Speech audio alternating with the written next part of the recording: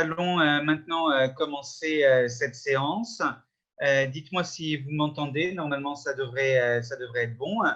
Bienvenue à tous pour la poursuite de ce séminaire Alliance estivale judaïsme séfarade qui se déroule sur tout le mois de juillet à l'initiative du département culturel et universitaire de l'Alliance. Nous sommes très heureux de commencer ce soir une série de 2 cours avec le Rav Yitzhak Chouraki. C'est peut-être l'un des rares mérites de cette période et de Zoom de nous permettre d'avoir des intervenants à distance. Et donc, nous sommes très heureux d'accueillir le Rav Yitzhak Chouraki pour un public parisien, mais également, je vois des Israéliens et des Canadiens qui sont avec nous. C'est encore l'un des mérites de cette période de nous réunir au moins par écran interposé. Vraiment, merci beaucoup au Rav Yitzhak Chouraki d'avoir accepté notre invitation pour parler d'un sujet qui à la fois lui tient à cœur et dont il est l'un des meilleurs spécialistes, justice sociale dans la tradition rabbinique séfarade.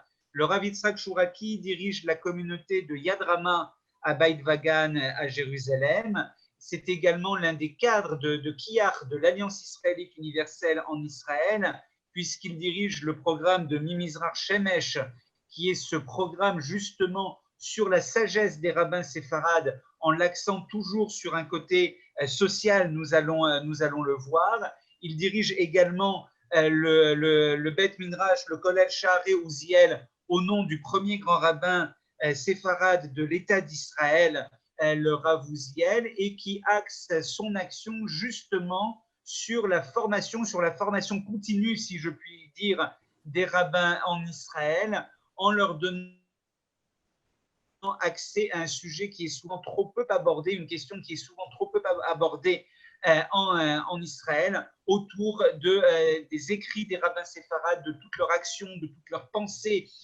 au fil des ans. C'est d'une certaine manière ce dont il va nous entretenir aujourd'hui et la semaine prochaine. Donc, sans plus attendre, je lui laisse la parole. Et encore, merci beaucoup, Rav Yitzhak, d'avoir accepté notre invitation. Je vous remercie. Et comme vous l'avez bien dit, le sujet que nous allons entrevoir dans ces 2 séances est un sujet qui, d'une part, est présent pour tout un chacun, à chaque instant presque de notre vie au niveau collectif, dans un État souverain, à plus forte raison quand on est dans un État souverain comme Israël, où on a, en tant que peuple juif, responsabilité pour tous les sujets de la société et de l'économie. Mais à la fois, il est très important pour chacun, et au même titre, de façon assez paradoxale, c'est un des sujets qui n'est pas les plus traités, parce qu'on se dit, l'État d'Israël a renouvelé la souveraineté pour le peuple juif qu'il avait quitté à la fin de l'époque du Tanakh, et qui, tout au long des siècles, dans les différentes communautés, n'avait de souveraineté que de façon très, très restreinte, à titre communautaire, et non pas à échelle nationale. Et ce n'est pas la même chose de traiter des problèmes de la société et de l'économie quand il s'agit de parler d'une communauté ou quand il s'agit de parler d'un État souverain. Et c'est pour cette raison que certains disent qu'il faut retourner au Tanakh. Il faut essayer de retrouver dans l'époque où les rois avaient véritablement fonction nationale dans un État Malchut Israël, des sources qui nous permettraient de réfléchir sur les problèmes de l'État. Ce qui paraît quand même quelque chose d'assez lointain, même s'il ne faut pas négliger cet aspect de l'étude. Mais entre ces 2 aspects, le côté extrêmement important pour chacun dans la vie et le côté relativement rare dans son élaboration chez les Chachamim qui en parlent, à la fois aujourd'hui, et il semblerait dans l'époque des Keilot, il se trouve que l'on peut progresser dans la recherche des éléments d'inspiration de problèmes de justice sociale ou de réflexion sur la justice sociale à travers tout le travail qui a été fait par les Chachamim dans les communautés, et en particulier dans les communautés séfarades. Je vais y arriver dans un petit moment. En tout cas, c'est quelque chose d'assez important, d'autant plus que pour beaucoup, aujourd'hui, certains sont allés jusqu'à dire l'économie est tellement majeure dans l'approche de tous les problèmes qu'on est passé des Homo sapiens, sapiens, sapiens à Homo economicus. On est finalement tous entièrement gérés par le calcul ou la réflexion de l'économie. Et c'est d'autant plus important de se poser la question, mais alors, qu'est-ce que la Torah a à dire? Comment la Torah gère tous ces problèmes-là? Comment ces problèmes qui sont tellement importants pour tout le monde sont approchés dans le prisme de la tradition juive? Et c'est pour cette raison que nous allons envisager la justice sociale dans la tradition d'Israël en général et en particulier dans la tradition séfarade. Il est important de rappeler à ce sujet que l'effet même d'évoquer l'idée de justice sociale est quelque chose qui demande à être déterminé, ne serait-ce que par au niveau des termes qui sont employés. Quand on parle en hébreu, on parle de l'idée de tzedek chevrati. Or, avant d'arriver à ce problème-là au niveau, national, il y a d'abord une première approche très importante, introductive au sujet, qui demande à se poser la question, mais est-ce qu'effectivement, il y a dans la Torah de quoi dire sur ces questions-là? Ariel, tout à l'heure, a évoqué que nous avons un Beth Midrash à Réouziel qui est centré sur l'étude de Rabbanim des problèmes de la société et de l'économie. Et il m'arrive parfois, lorsqu'on recrute des nouveaux Rabbanim pour venir étudier chez nous, de leur poser la question, qu'est-ce que vous pensez, par exemple, des problèmes de l'économie? Est-ce que vous pensez que les impôts doivent être plus progressifs ou non, plus justes ou non? Et parfois, il me regarde avec des yeux écarquillés en se disant, mais qu'est-ce qu'il vient nous poser des questions sur les problèmes d'impôts ou réfléchir sur ces questions-là qui ne sont pas les sujets que nous avons étudiés au Beth Midrash, dans la Smicha pour devenir Rav.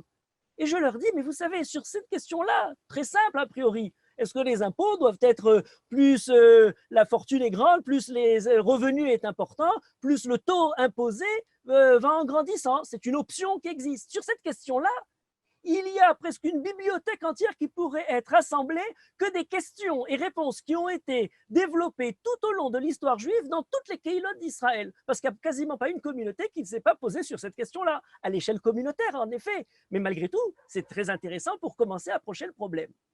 Alors, pour commencer, je disais, il faut d'abord essayer d'entrevoir que signifie, ou en quoi consistent, je dirais, les rapports entre la sphère politique, la sphère économique, la société et la Torah, qui a pu être perçue par certains et à certaines époques comme quelque chose dans lequel, justement, elle s'occupe de pratiques religieuses, de cérémonials religieux, de croyances, mais en quoi cela a aussi à faire avec la sphère publique.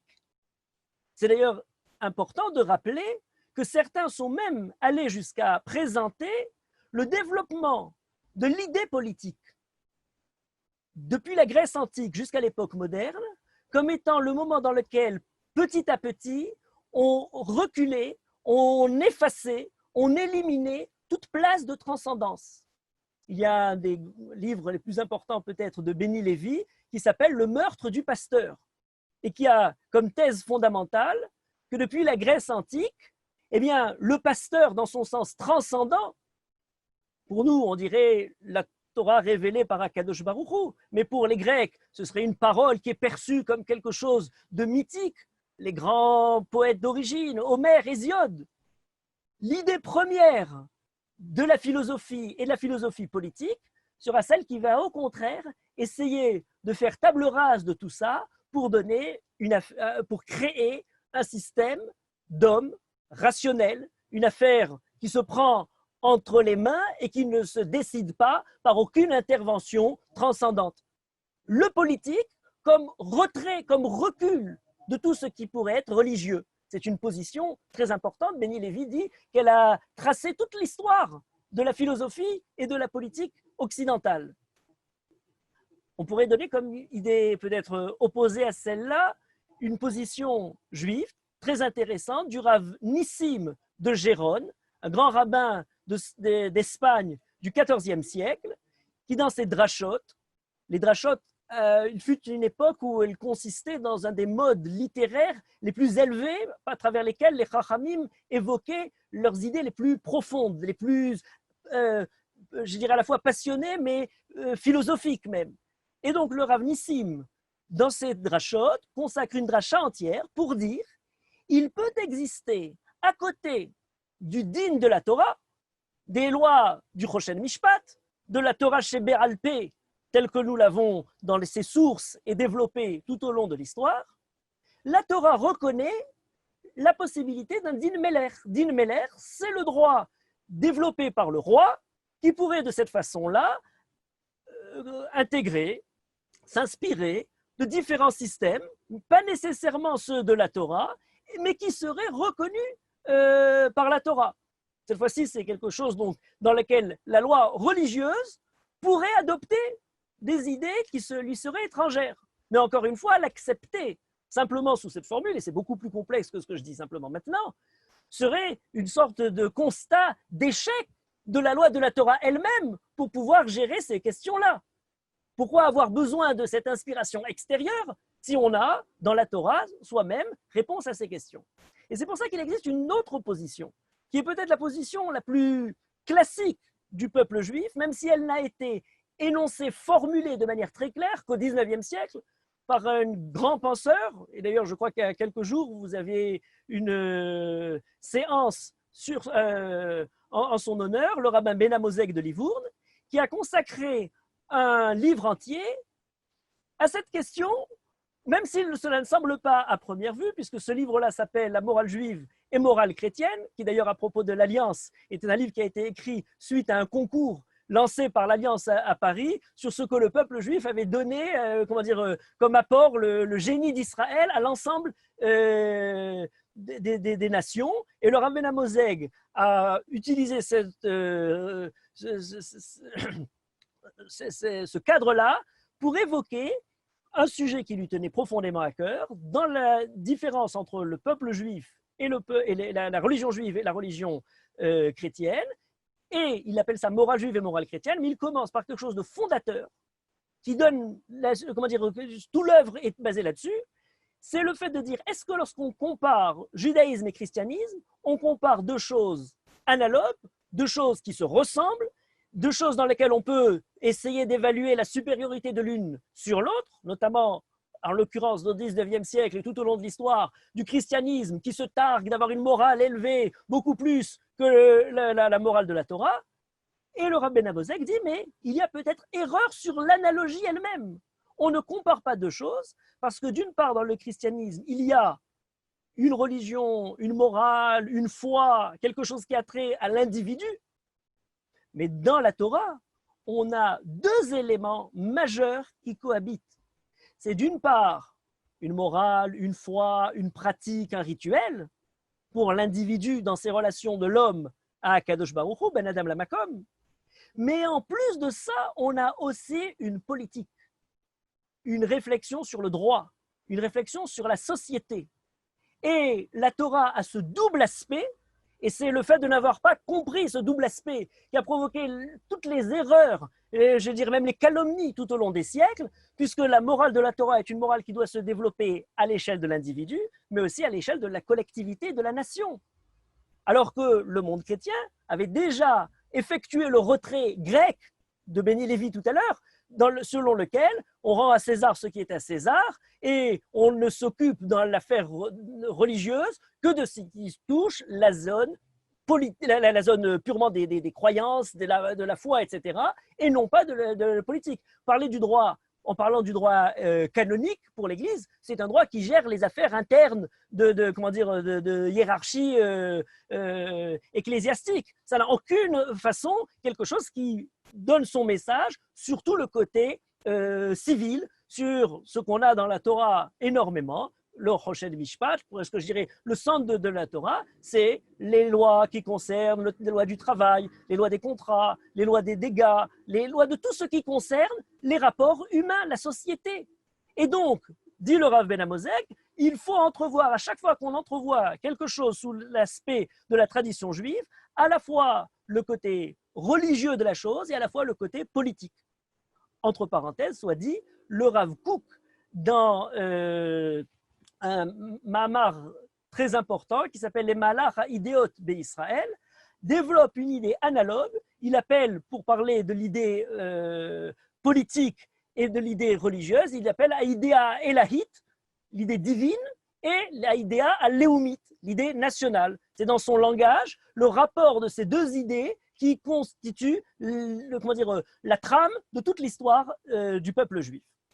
Donc, à travers la réflexion sur le côté politique, social, économique, eh bien, on ne fait que poursuivre l'un des aspects majeurs de la tradition juive de façon essentielle.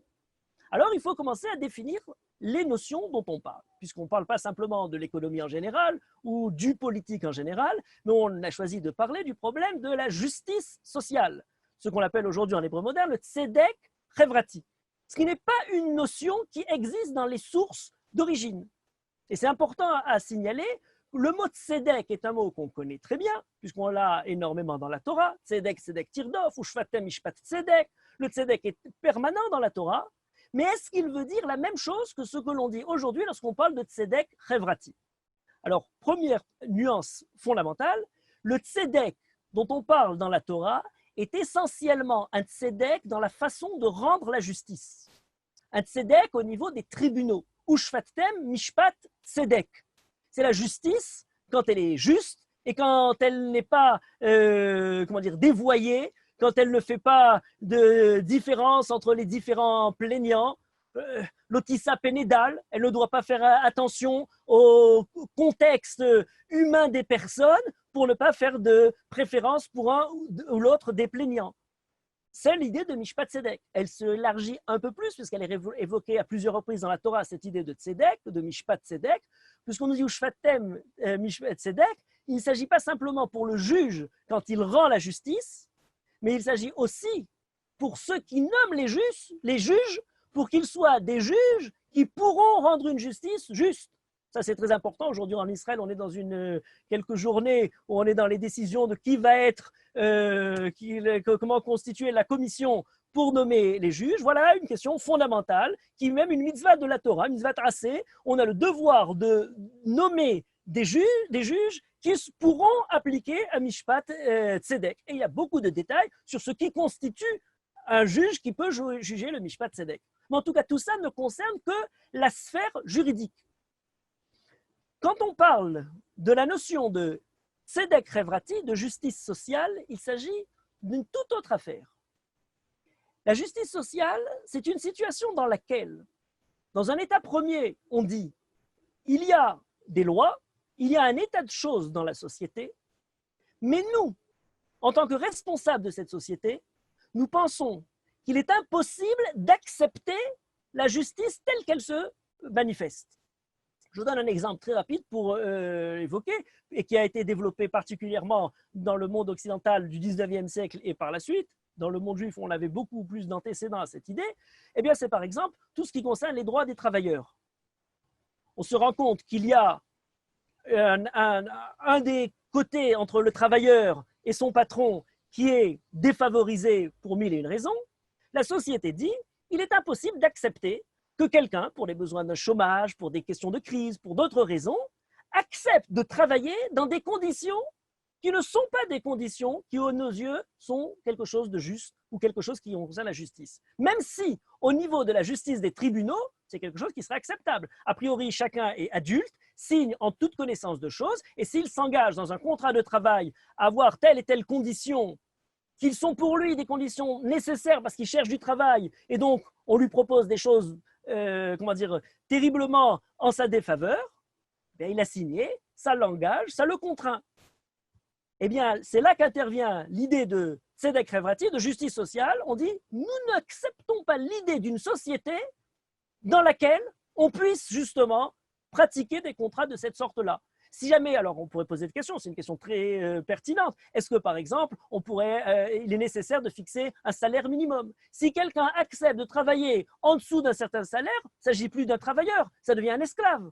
Il faut interdire quelque chose de pareil. Si quelqu'un accepte des conditions de travail qui sont des conditions inhumaines, c'est plus un travailleur, ça devient quelqu'un qui avadim hem, velo avadai la avadim la avadai. Ils sont le peuple juif et sert à Kadosh Baruch Hu et non pas d'autres personnes. S'ils s'engagent sans possibilité de se rétracter de cet engagement, ce sont des choses qui, au niveau de la loi telle qu'elle est, devraient être acceptées, ou en tout cas, puisqu'on accepte la liberté des contrats, on doit les permettre.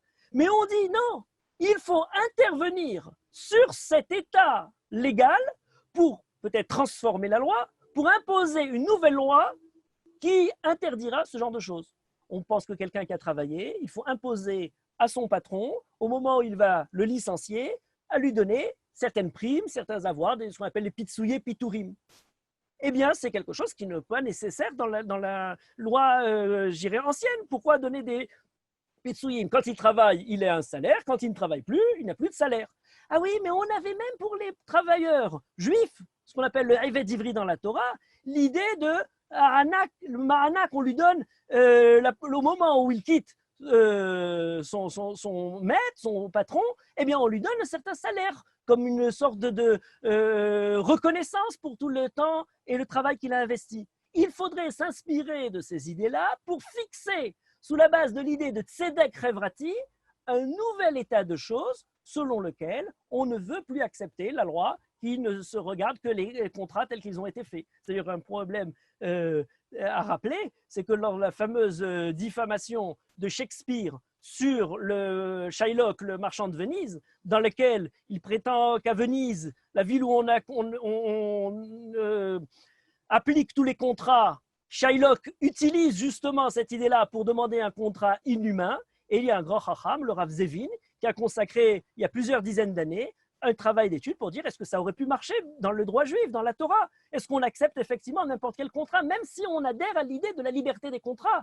Eh bien, il y a quand même malgré tout des moments dans lesquels un contrat inhumain, un contrat immoral, est-ce qu'il doit, jusqu'à quel point il doit être appliqué? Voilà des questions fondamentales et qui sont des questions qui sont à la base de ce qu'on ne va plus appeler maintenant la justice, le tzedek des tribunaux qui appliquent la loi, mais le tzedek d'une nouvelle loi qui doit être créée, de nouvelles institutions qui doivent empêcher des déboires, des déviations ou de l'utilisation de la loi de façon nocive. Alors ce point est important, pourquoi? Parce qu'on vit aujourd'hui dans une époque où un peu partout, la notion même de tzedek, alors peut-être pas encore dans ce qui concerne la justice elle-même, mais même là on pourrait réfléchir là-dessus, la notion même de justice est une notion extrêmement remise en cause, notamment par le fait de mesurer le prix, la viabilité, le coût même de ce tzedek. Je donne un exemple. On a dans tout un tas de domaines aujourd'hui, que ce soit la justice, la médecine ou autre, une réflexion sur dire mais que coûte telle ou telle procédure? Que coûte tel ou tel traitement ou telle procédure médicale? Mais dans tous les domaines. Que va coûter le fait de punir ou ne pas punir? Est-ce que c'est quelque chose qui est souhaitable? Et on rentre dans une réflexion qui prend en compte pas simplement la justice de l'action qui a été commise, mais aussi le fait de se dire est-ce que pour nous la société c'est quelque chose qu'on accepte ou qu'on n'accepte pas? Le fait même de faire un certain accord, iskat tioun, une sorte de manière dans laquelle on accepte avec quelqu'un qui reconnaît une partie de sa faute, on en déduit quelque chose pour pouvoir avoir plus de rentabilité au niveau de l'utilité de la société, mais au passage, on bafoue l'idée même de justice, de tzedek. Le fait de rentrer l'un avec l'autre nous montre que c'est une idée qui est bafouée, mais ce n'est pas simplement de ce point de vue. D'une manière générale, remarquez que les termes mêmes que nous utilisons pour parler sont des termes qui très souvent ont perdu de leur vigueur, de leur force, j'allais dire de leur virilité, qui se trouvait dans le langage biblique, pour prendre quelque chose de mièvre, de délavé, quelque chose de très très général. Je donne un exemple. Lorsqu'on parlait dans la Torah d'une mitzvah, c'est une loi, c'est un commandement, c'est quelque chose qui est inscrit dans le livre de la loi. C'est quelque chose qui a une force légale. Lorsqu'on parle aujourd'hui à quelqu'un, on lui dit « Viens faire une mitzvah, tu veux faire une mitzvah, tu as fait la mitzvah du jour », on parle d'une bonne action, de quelque chose de gentil, de quelqu'un que ça. C'est très bien, je n'émets pas de jugement sur la mitzvah dans ce sens-là ou dans l'autre sens, mais il est clair que le mot a perdu de sa force première. Lorsqu'on parle d'un tzaddik, dans le monde actuel ou dans le langage qu'on a, on parle d'un tzaddik, c'est quelqu'un de gentil, qui est là, qui supporte sur lui le poids de toute la perversité du monde et qui reste quelqu'un de pur et de totalement merveilleux absolu. Et c'est absolument exact. Mais lorsqu'on parle d'un tzaddik dans la Torah, Veitzdiku et tzaddik, Veirshirou et aracha. Le tzaddik, c'est celui qui a eu gain dans un tribunal de son bon droit. C'est dans lequel des tribunaux ont affirmé, ont déclaré, voici celui qui a raison et voici celui qui n'a pas raison. C'est le tzaddik qui a la force du jugement qui vient d'être rendu. Vous voyez comme les mots sont beaucoup plus forts. Lorsqu'on parle de l'idée de tzedek, c'est une idée qui commence dans l'idée de justice, mais qui prend une force extrêmement importante par la suite, par le fait même que c'est une des valeurs essentielles qu'on peut remonter jusqu'à Abraham dans l'idéal que la Torah poursuit. Je donne un autre exemple. On entend souvent l'expression qui dit Al tei tzadik tiye chacham, al tei tzodek tiye chacham. Quand tu conduis, n'essaye pas d'avoir raison, essaye d'être chacham, d'être intelligent. Pourquoi? Tu peux avoir raison, les cimetières sont remplis de gens qui avaient raison sur la justice est de leur côté, mais en face d'eux, c'était quelqu'un d'autre. Sois chacham, réfléchis avec le conducteur qui vient en face de chez toi. C'est très bien. Mais à force de dire aux gens, Al tei tzodek tei chacham, on a arrêté totalement d'être tzodek. On a arrêté de dire que c'est quelque chose d'important pour nous de parler justement du tzedek. Donc il y a une dévaluation de cette idée-là. Mais au-delà de cette dévaluation, il y a quelque chose de fondamental, c'est le fait qu'à travers cette idée de tzedek, et de tzedek en particulier qui concerne plus simplement le problème du tribunal dans son application, mais qui concerne la réflexion de la société de manière générale, on a quelque chose d'important qui est développé dans la Torah. C'est de nous dire qu'il y a deux niveaux dans la manière de réfléchir parfois sur les mêmes problèmes, sur les mêmes questions, quand on les traite au niveau individuel ou quand on les traite au niveau de la collectivité. Il y a le niveau personnel dans lequel effectivement il y a un certain tzedek mishpati, une certaine justice légale, et il y a un deuxième niveau dans lequel on va dire oui, mais quand il s'agit de l'ensemble de la collectivité, ça doit être régi d'une autre façon. Je vous donne un exemple.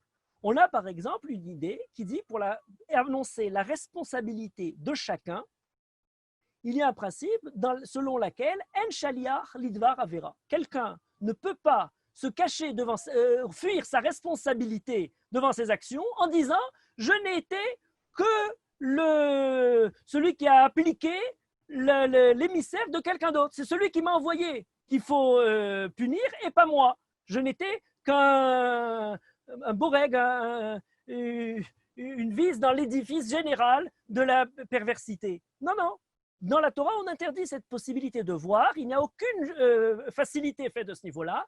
En shaliach lidvar avera. Si quelqu'un t'a demandé de faire quelque chose de pervers, il y a avant lui quelqu'un d'autre qui t'a demandé de faire quelque chose de juste, c'est Akadosh Baruch Hu. Tu es d'abord le shaliach d'Akadosh Baruch Hu, divrei harav et divrei talmid, divrei mishomim. Qu'est-ce que tu écoutes, Akadosh Baruch Hu qui t'a dit de ne pas faire cette chose perverse ou l'homme qui t'a envoyé. Donc on ne peut pas, et c'est très important parce qu'à partir de là se fonde la notion même de responsabilité de l'homme. L'homme n'est pas une simple marionnette mise en place par d'autres. Il y a cette idée-là. Imaginez qu'on utilise ce principe-là, en shaliach lidvar avera, pour parler des responsabilités ministérielles, des responsabilités de l'ordre du gouvernement. Mais les ministres, ceux qui sont à l'intérieur de toutes les administrations, ne font rien par eux-mêmes. Ils ne font qu'émettre des directives, et ceux qui les mettent en pratique, si elles sont de mauvaises directives, eh bien ce sont eux qui devront dire en shaliach lidvar avera. Ah oui, mais de cette façon-là, c'est bien d'accentuer la responsabilité personnelle, mais est-ce que pour autant, il faut blanchir la responsabilité de ceux qui se trouvent en haut de la pyramide au niveau politique général? Vous voyez que là, on doit réfléchir sur la même notion, la notion de responsabilité, ce qu'on appelle la chayut shiluchit, la responsabilité de quelqu'un qui a été envoyé par quelqu'un d'autre, à un autre niveau quand il s'agit de parler de la sphère générale, collective, politique. Je peux vous donner un autre exemple. Dans la Torah, on parle d'inim au niveau des nézikines, où on a le principe selon lequel Grama, quelqu'un qui ne fait pas un dommage de manière directe, mais de façon indirecte, le dommage a été fait, comme il y a une aspiration à une perfection absolue ou un absolu dans la responsabilité de chacun, eh bien, cette chose-là détournée n'est pas perçue comme quelque chose dans lequel on est chayav. La Torah donne l'idée de on n'est pas tour dans le gramma benézikin. Quand quelqu'un a fait un dommage qui n'est pas direct mais qui est indirect, on dit il y a une faiblesse dans sa responsabilité directe, par conséquent, il est un peu tour. C'est un long débat. D'où vient cette loi-là? Je donne juste l'exemple sans le traiter trop longuement. Est-ce qu'on peut dire que quand il s'agit de dégâts qui ont été commis par la sphère publique, par les responsables politiques, on va dire qu'il s'agit du même principe. Alors dans ce cas-là, on n'aura plus jamais aucune responsabilité. Il est bien clair qu'au niveau de l'État, il faut entrevoir les retombées directes et même à plusieurs degrés du premier principe. Vous voyez que derrière l'idée de réflexion sur le tzedek, sur la justice, au niveau de l'État, au niveau de la collectivité, au niveau du pouvoir, on doit réfléchir différemment. Et certains poskim sont allés même plus loin en disant ce qui était à l'échelle individuelle un raffinement de la conduite morale, par exemple ce qu'on appelle l'ifnim mishurat hadin, c'est quelque chose qu'il fait au-delà de son devoir simple tel que la loi exige. Quand il s'agit de quelqu'un de politique, quelqu'un de public, quelqu'un qui s'occupe de du pouvoir, eh bien, on devra, ce qui se transformait en l'ifnim mishurat hadin devient le devoir premier. C'est un chiyuv de base fondamentale. On a changé, en passant du privé au public, à un autre niveau de la responsabilité de chacun. Et c'est là qu'on en vient à l'idée de tzedek dans le côté social. Alors, ça ne vous a pas échappé qu'en hébreu, le mot tzedek, dont on parle depuis tout à l'heure à propos de l'idée de justice, est aussi l'idée de tzedaka, qui est la charité, qui donc se traduit très mal en français, puisqu'à partir du moment où on parle de charité, on s'est complètement coupé de l'idée de justice, puisqu'en français, on a deux notions très bien, la justice d'un côté, la tzedaka de l'autre côté, et ce sont des choses bien partagées. Même si jamais, ce n'est pas souvent qu'on arrive à bien donner quelle différence de l'un à l'autre. La morale et le droit. À quel moment ces deux sphères-là peuvent intervenir et quelles sont leurs relations. C'est un sujet très intéressant, indépendant. Mais en ce qui concerne le tzedek, donc on a l'idée de tzedaka. Mais tzedaka, c'est parler de la tzedaka, de la charité, sous le terme de la justice. Et là, tout d'un coup, ça nous ouvre beaucoup de perspectives qui commencent à nous approcher de l'idée justement de ce tzedek chevrati perçu par la Torah. Alors on pourrait dire, et ça c'est une des lois fondamentales dans la Torah, et certains aujourd'hui dans le débat justement autour de la justice sociale, des théories économiques qui sont un peu partagées, aujourd'hui c'est le triomphe presque absolu du libéralisme, aujourd'hui Corona, on réfléchit à ces notions un petit peu à cause des événements plus récents, mais en tout cas on pourrait nous dire, non mais dans la Torah, il y a effectivement beaucoup de réflexions pour aider au niveau social, mais toutes ces choses-là concernent l'individu. La tzedaka, c'est celui qui va aider quelqu'un qui est dans le besoin. Elle ne concerne pas le côté public. Et c'est là que la justice sociale intervient de manière très importante, puisque lorsqu'on étudie la halacha, et dans le Talmud déjà, et ensuite dans la psycha, dans le Shulchan Aruch, le Rambam et le Shulchan Aruch, on se rend compte qu'il y a sur l'idée de tzedaka, qui donc est le fait de donner la charité, d'aider les gens démunis, pas simplement une exigence individuelle qui serait de l'ordre ben adam lachavero, qui serait de l'ordre de la morale personnelle, de la bonté personnelle, mais il y a aussi une injonction collective, une injonction qui demande à être pas dans l'ordre de la bonne volonté de chacun, mais qui est sous la forme de fixée par la collectivité en imposant la tzedaka. C'est ce qu'on appelle dans la Gemara kofim à la tzedaka.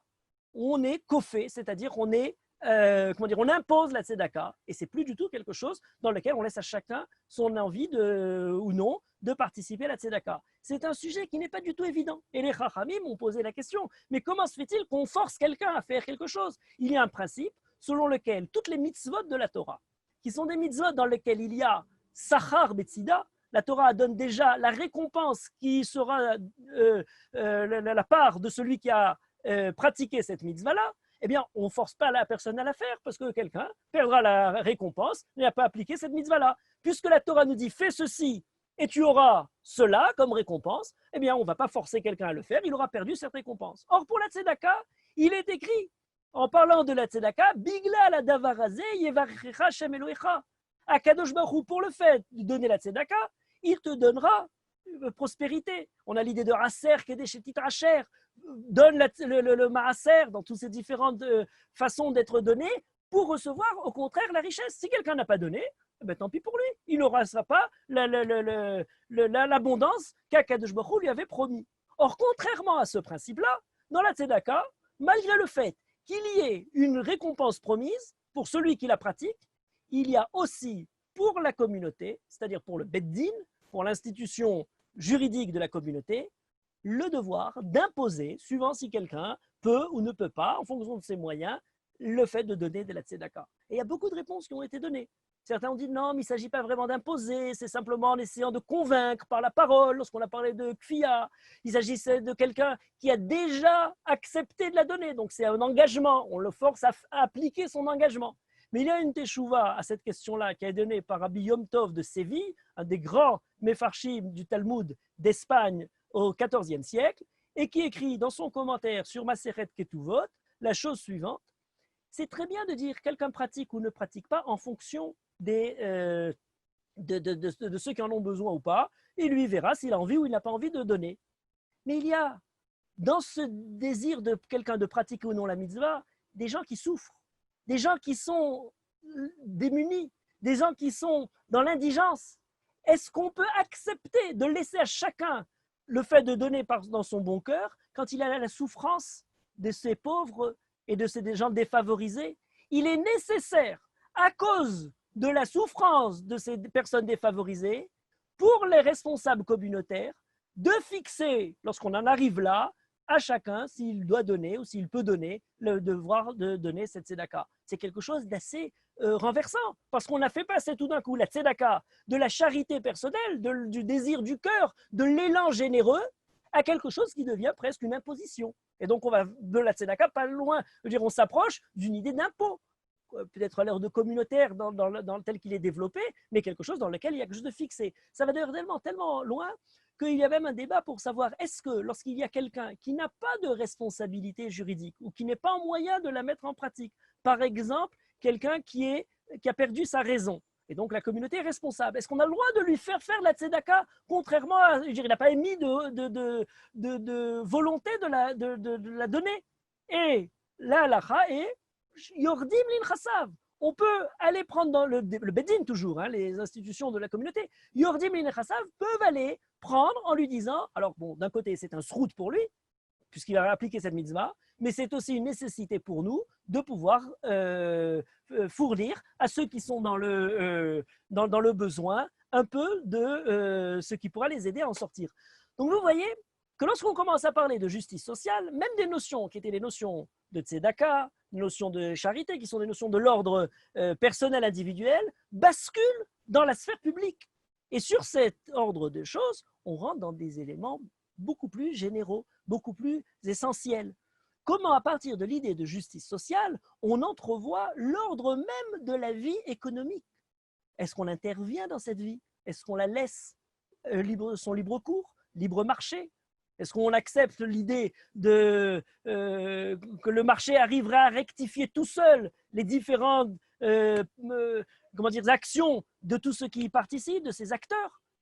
Et là, il y a des notions extrêmement importantes. Et je voudrais en évoquer une en particulier qui est développée par les Chachamim Sfaradim tout au long de l'histoire. Et j'aurais pu vous ramener énormément de textes pour le présenter. Mais en particulier, je vais vous en donner deux textes qui représentent cette idée-là. J'aurais pu vous donner différentes époques, différents Chachamim, mais en voici deux textes. Le premier texte est le suivant.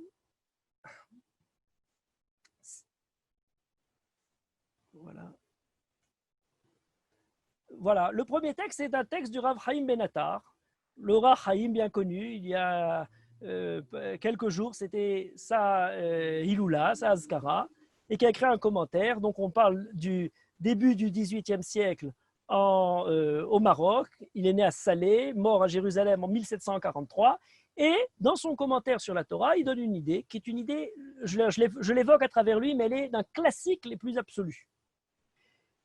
Si tu prêtes de l'argent à quelqu'un de mon peuple, au pauvre qui est avec toi, le pasouk dans le paracha de Mishpatim est assez particulier puisqu'il nous dit Im kesef talvé, si tu prêtes de l'argent, et ani imar.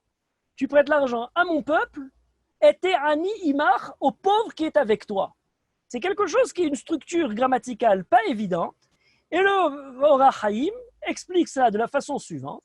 Cela signifie si tu vois que tu as de l'argent excédant tes propres besoins et que tu le prêtes à quelqu'un de ton peuple, sache que cet excédent n'est pas l'argent qui te revenait, mais l'argent d'un autre qui était en dépôt chez toi. Voilà une idée fondamentale. L'argent que l'homme reçoit, pour une question religieuse, de foi, c'est Akadosh Baruch Hu qui le lui donne, et s'il en a plus, c'est simplement un canal pour le reverser, le déverser à quelqu'un d'autre qui pourrait en avoir besoin. Cette idée-là, retenez-la, je vais la développer de différentes façons, mais elle est renversante à plus d'un point. Notamment dans un problème majeur, c'est le rapport qu'on a justement à l'économie, à la richesse, à l'opulence. On a, on pourrait de manière très très rapide placer d'une part toutes les positions des goyim en Occident comme en Orient, et d'autre part la position de la Torah dans le rapport à une question. Quel est le rapport que l'on a vis-à-vis de la richesse?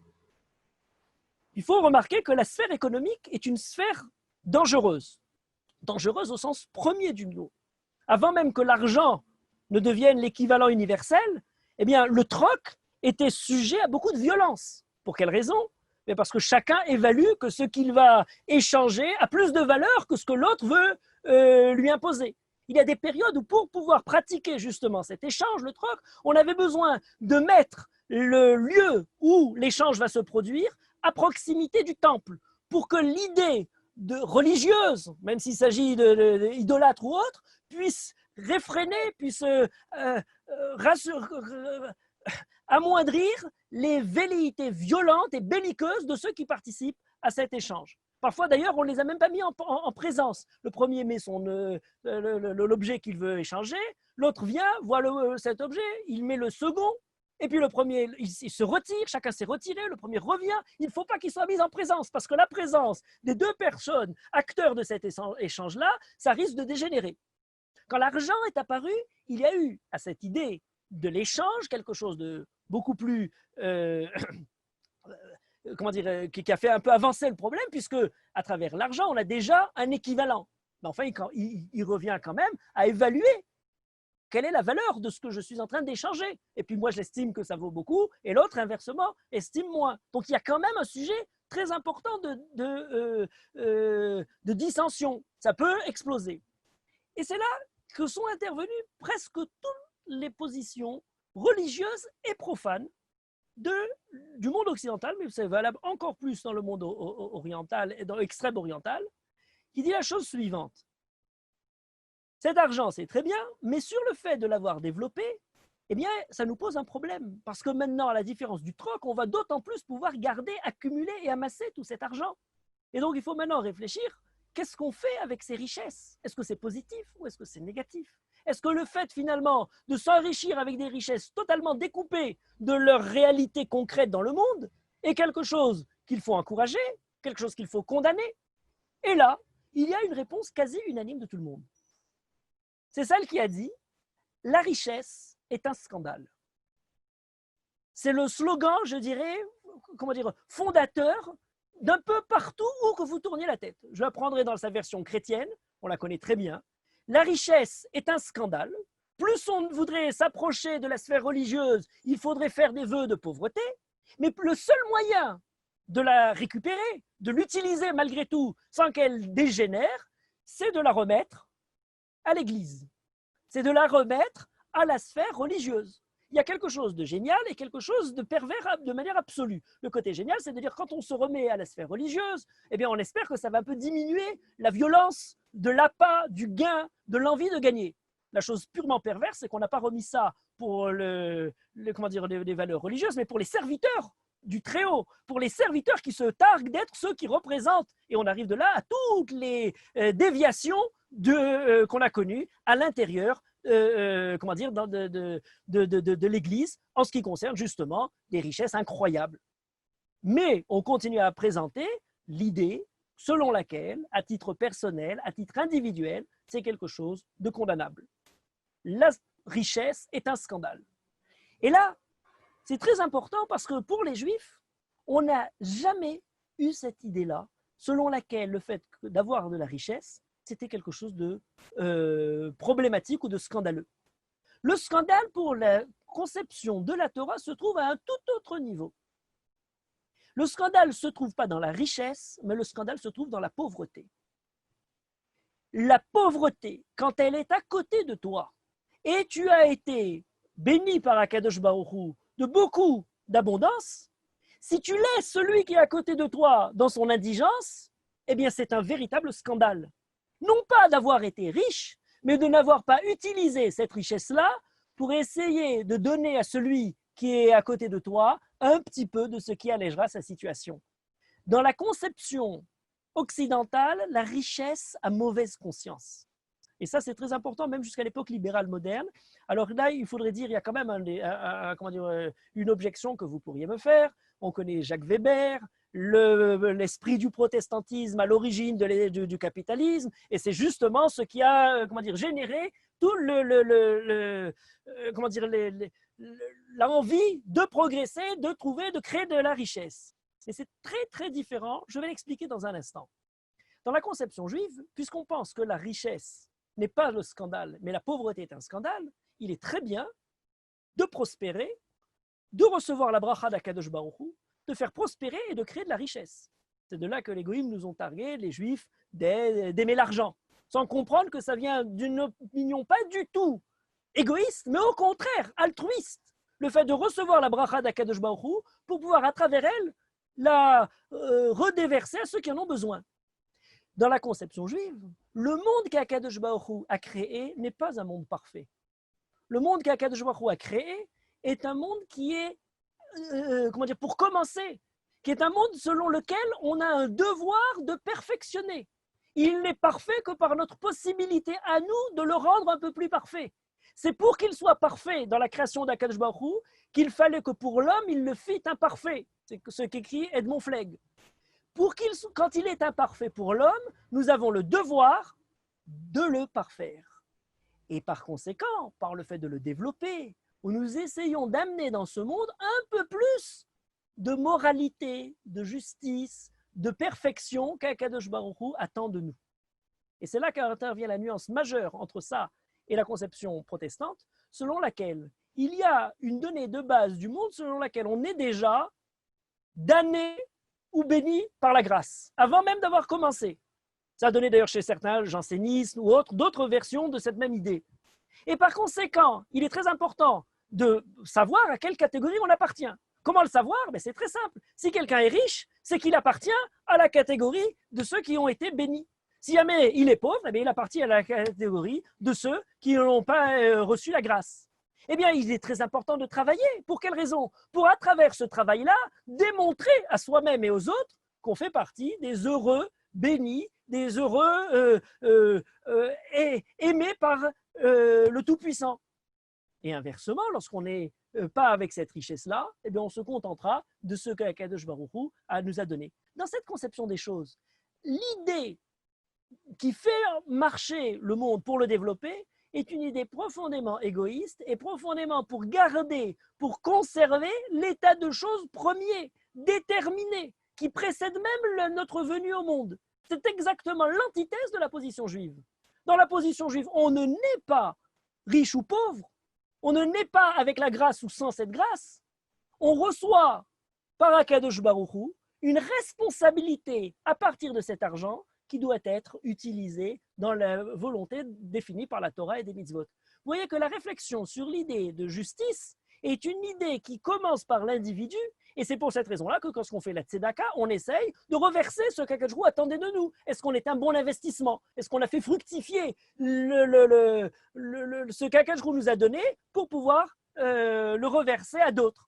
On est un mauvais investissement. Akadosh Baruch Hu nous a donné la prospérité, on l'a laissé uniquement pour soi-même. Ça ne vaut pas la peine de racher que des chétit racher. On ne va pas lui redonner encore à celui-là à continuer à s'enrichir de manière personnelle. Cette idée-là est fondatrice parce qu'à travers elle, on approche un autre problème qui a été pendant très longtemps un des problèmes majeurs de l'époque moderne. À l'époque des Lumières, au XVIIIe siècle, on a une polémique très intéressante autour du luxe. Le polemos samotarot, ce qu'on appelle, c'est-à-dire sur les excédents. Le monde ancien se partageait entre les nobles qui ont toutes les richesses et le paysan dans cette image qui soutient sur lui le noble clergé et qui lui est là malheureux à crouler, souvent ceux qui sont bien en chair et pleins de richesses.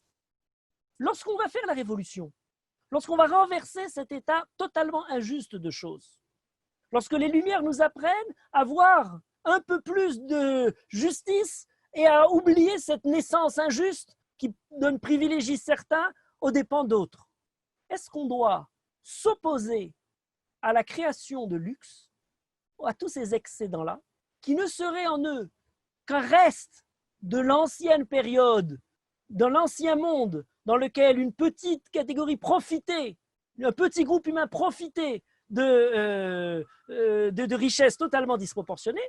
Il faudrait maintenant arriver à éliminer ce luxe qui était l'apanage de l'ancien monde, ou au contraire, eh bien, la révolution est très bien, c'est ce qui va nous permettre de partager toute cette richesse-là de manière équitable vis-à-vis de tout le monde. Et là, dans ce débat, qui est un long débat qui a été beaucoup traité, c'est l'époque où le libéralisme commence, Adam Smith, 18e siècle, on a, au début du 18e siècle, une œuvre très particulière qui s'appelle La fable des abeilles, d'un certain Bernard Mandeville, qui écrit une fable très intéressante, qui pour beaucoup a été la fable fondatrice du libéralisme, et qui dit la chose suivante: c'est à travers les vices de chacun, c'est à travers la façon dont chacun essaye d'obtenir, de gagner que son propre intérêt, qu'on va pouvoir donner la prospérité à l'ensemble de la collectivité. Soyez avides, soyez égoïstes, soyez dépensiers pour votre propre plaisir, vous ferez à travers ça la prospérité de toute la nation et le bonheur de tous vos concitoyens.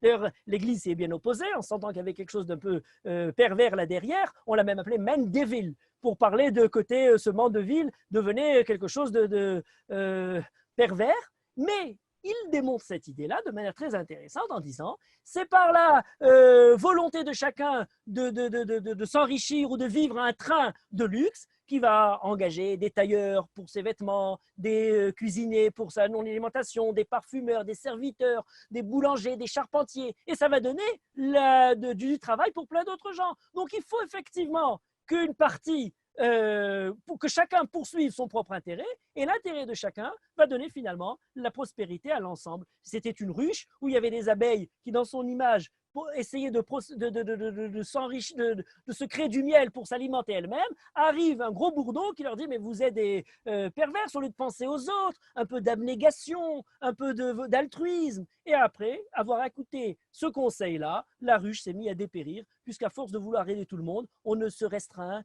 qu'avec la tsnirout, la gentillesse, le fait de ne vouloir que, d'être modéré dans nos passions et dans nos dépenses, ne crée pas la tznicha, la prospérité, la société dans laquelle nous vivons. On n'en est pas très loin. On a continué longtemps dans cette même ordre d'idées.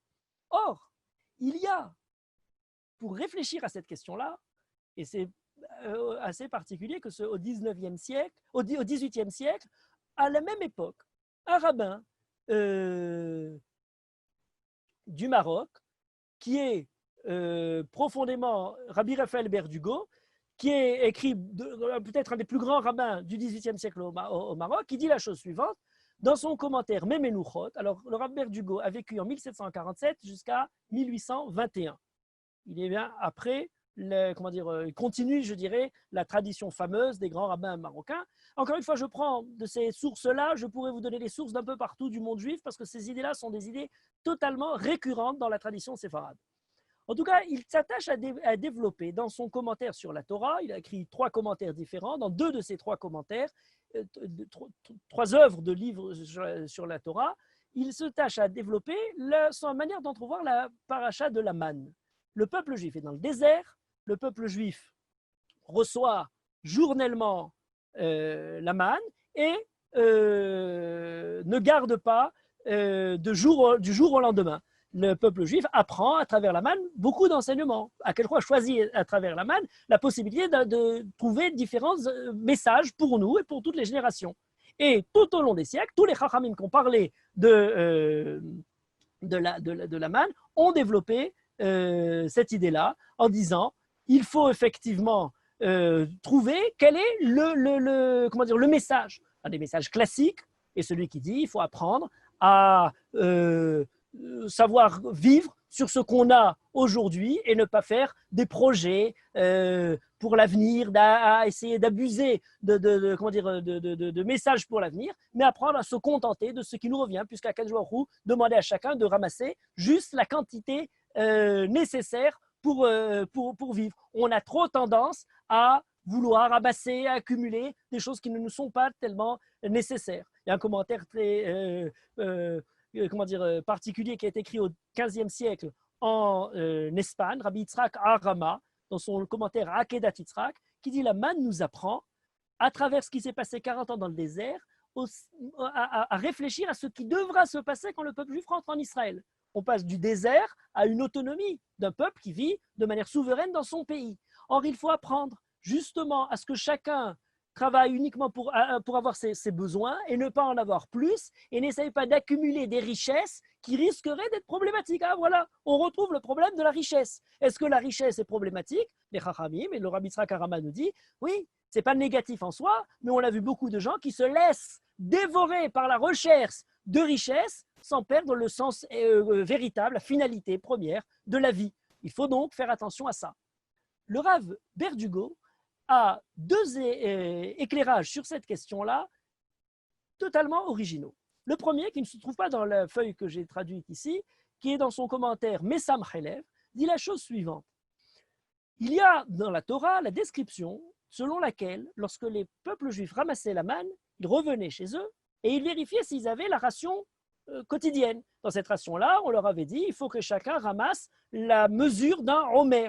Un homer, c'est la quantité qui est nécessaire pour chacun pour une journée. Et donc chacun devait ramasser de la manne pour convenir un homer pour lui et pour l'ensemble de sa famille, pour les personnes qui étaient composées.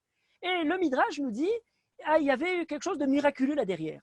C'est que si quelqu'un avait pris beaucoup plus que ce qu'il n'avait besoin, de ses besoins de lui et de sa famille, eh bien arrivé chez lui à la maison, quand il mesurait, la grosse quantité, de façon miraculeuse,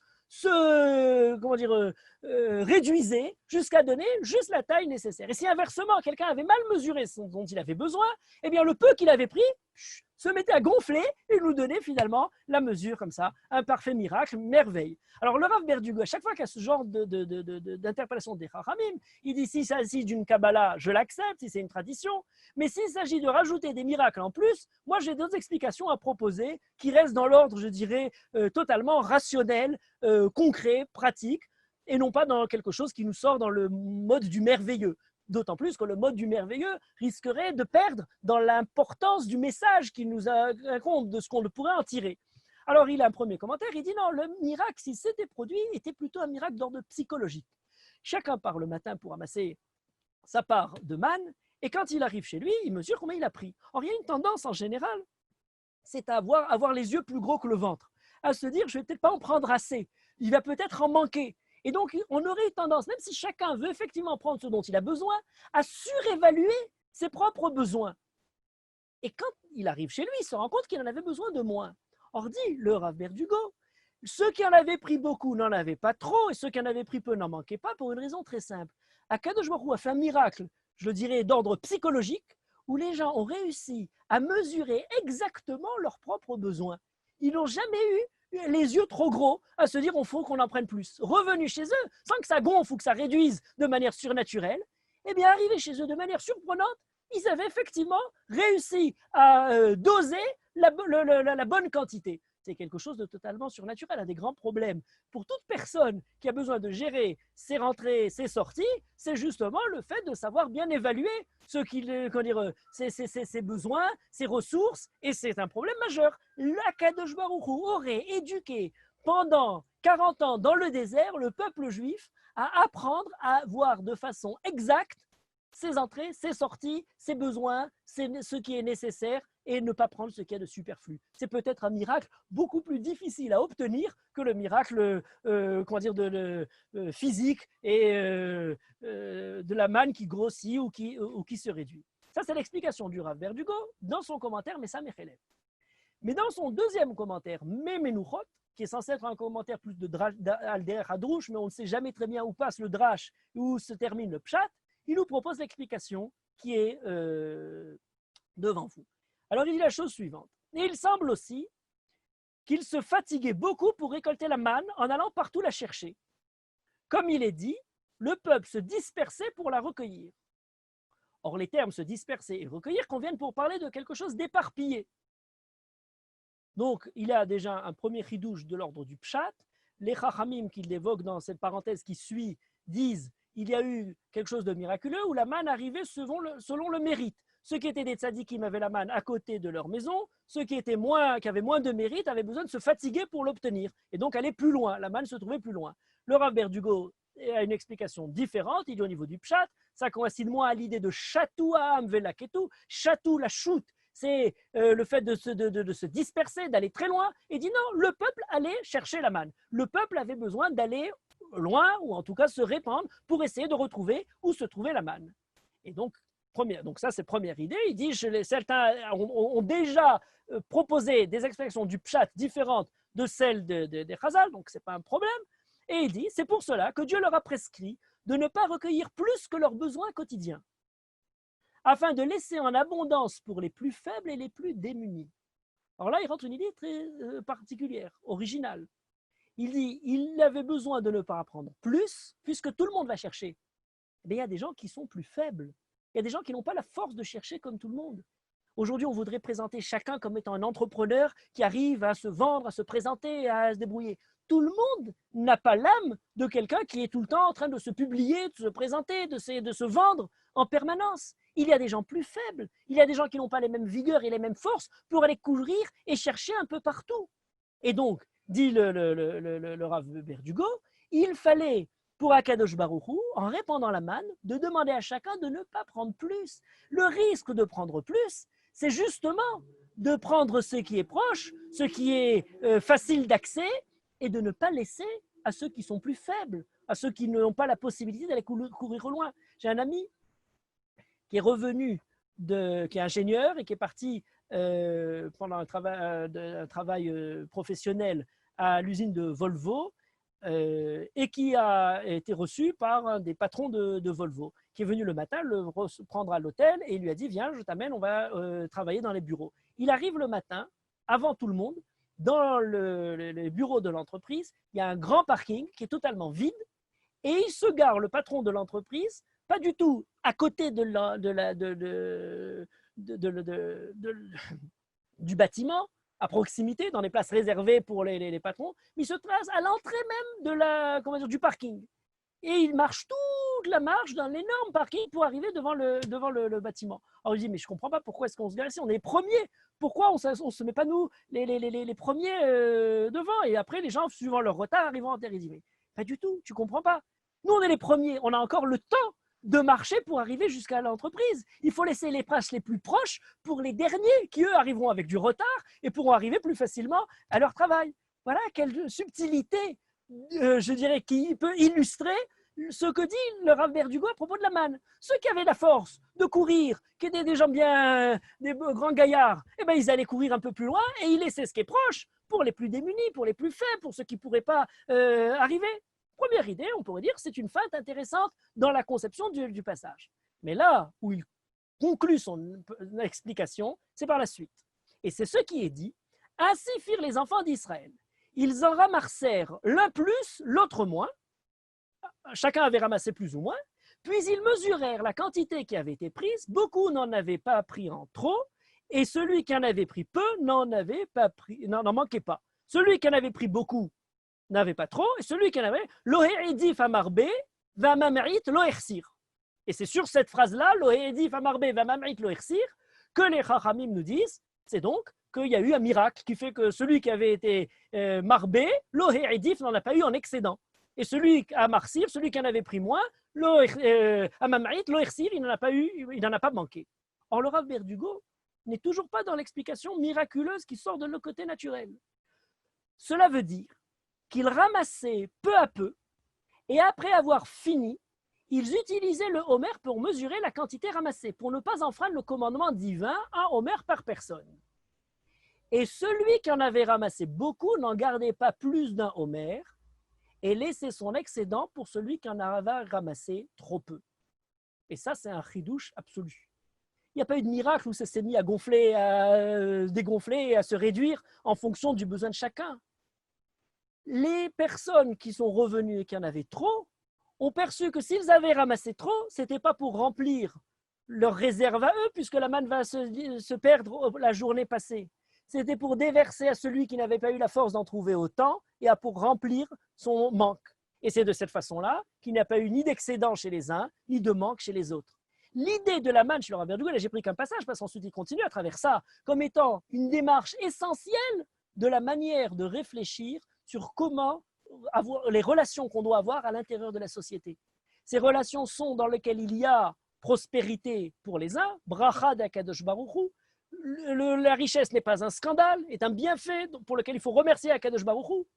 Mais il faut s'éduquer à reprendre cette abondance qu'on a pu avoir pour la déverser à ceux qui n'ont pas eu ce mérite-là. Et c'est cette équivalence des deux qui fait que chacun peut obtenir ce qui lui revient. À ce niveau-là, il s'agit encore de quelque chose qui est, à travers la manne, éduqué dans le désert, un peu par la force, puisque ça va, on sait que le soir venu, on ne pourra pas la garder, donc on n'a pas trop de volonté de garder ça trop longtemps. On peut espérer à travers ça de former un peuple juif qui saura rentrer en Israël, avoir cette solidarité pour pouvoir compléter par notre abondance les besoins des plus démunis. Mais on a quelque chose de plus profond, c'est qu'à travers là, on a l'idée fondamentale d'une certaine justice entre les différentes solidarités qui se traduit en justice sociale. Merci Rav Yitzhak Chouraki pour ce cours. Du coup, on a hâte d'entendre la prochaine partie la semaine prochaine avec certainement encore des échanges passionnants. Merci beaucoup et à tous, on vous retrouve donc jeudi prochain pour la suite du cours du Rav Chouraki.